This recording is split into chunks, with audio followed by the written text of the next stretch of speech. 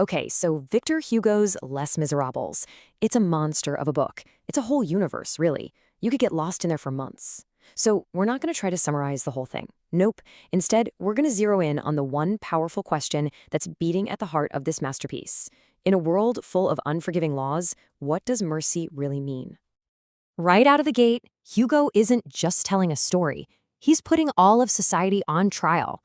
This quote right here, it's basically his entire argument. He's asking us, he's asking you, to look at the people who get chewed up and spit out by the system, the poor, the unlucky, and to really ask ourselves if the justice they get is just at all. It's this question that lights the fuse for the entire story. So let's meet our main guy, Jean Valjean. When we first meet him, he is just hollowed out. He's a shell of a man who's just spent nearly 2 decades doing hard labor. He's technically free, but you can tell he's still carrying all that weight, all that hate for the world that did this to him. 19 years. Just let that number sink in for a second. And why? What was his terrible crime? Murder?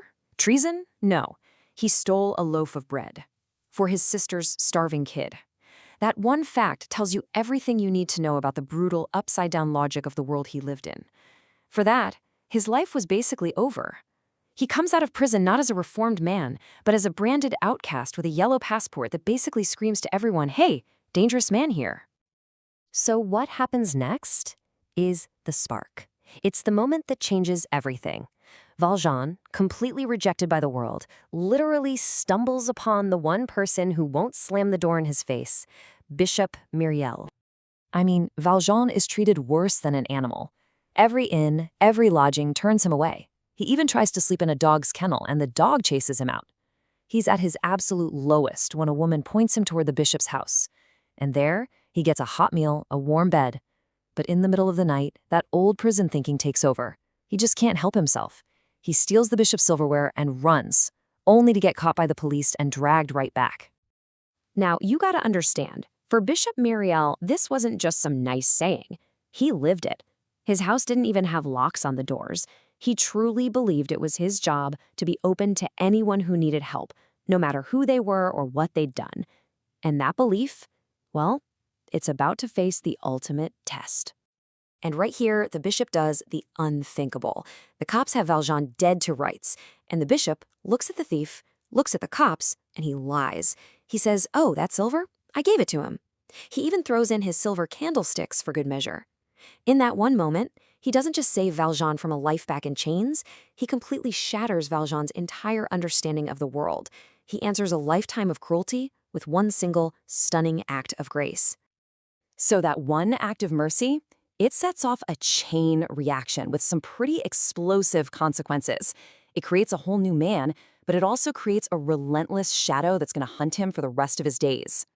And man, does Valjean take that second chance and run with it.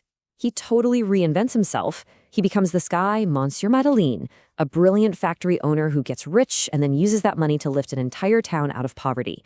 He becomes the living, breathing embodiment of the bishop's kindness, a pillar of the community.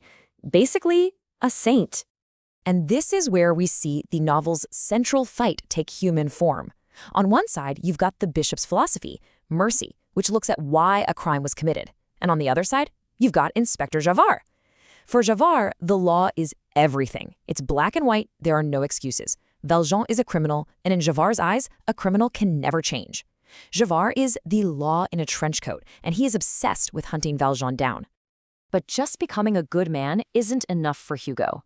Now, Valjean has to choose to be good, even if it costs him everything he's spent years building.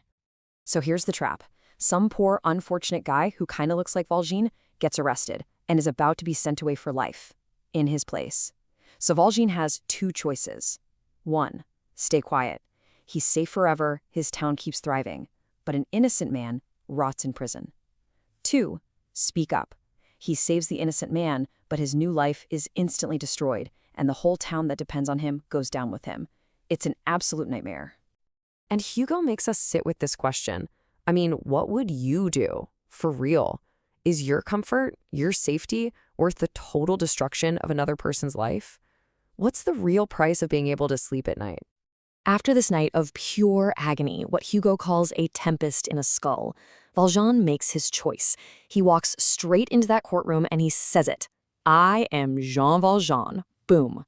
He throws away his safety, his money, his good name, everything, to save a man he's never even met.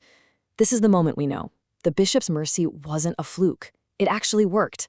It changed him to his very core. Now, Valjean's story is incredible, but Hugo keeps reminding us that he's the exception, not the rule. For most people, there's no bishop. There's no second chance.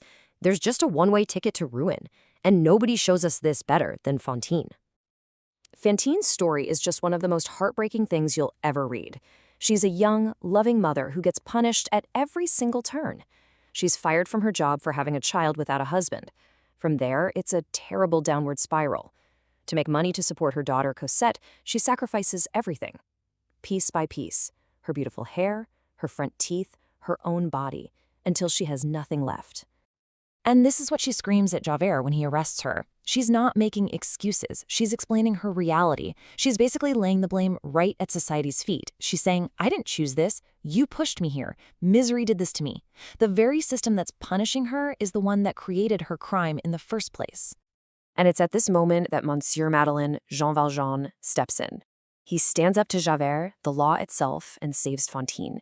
Because when he looks at her, he sees himself. He sees the same cruel, grinding system that almost destroyed him. And because someone once showed him grace, he knows he has to offer it to her. He promises he'll take care of her and rescue her little girl. And that promise is what brings this whole story full circle. See, the mercy Valjean got from the bishop, it wasn't just for him. It was a debt, a torch that had to be passed on to the next generation. So after Valjean escapes from prison again, his only mission in life is to find Cosette. He finds her living as a slave to these truly monstrous people, the Thénardiers. He frees her, buys her from them, and in that moment he fulfills his promise to her mother and becomes a father himself. This right here is Valjean's real redemption. The bishop might have saved his soul, but it's Cosette who gives that soul a reason to live. This is a man who had never loved anything, whose heart was just full of hate. And by becoming a father to this little girl, he's reborn.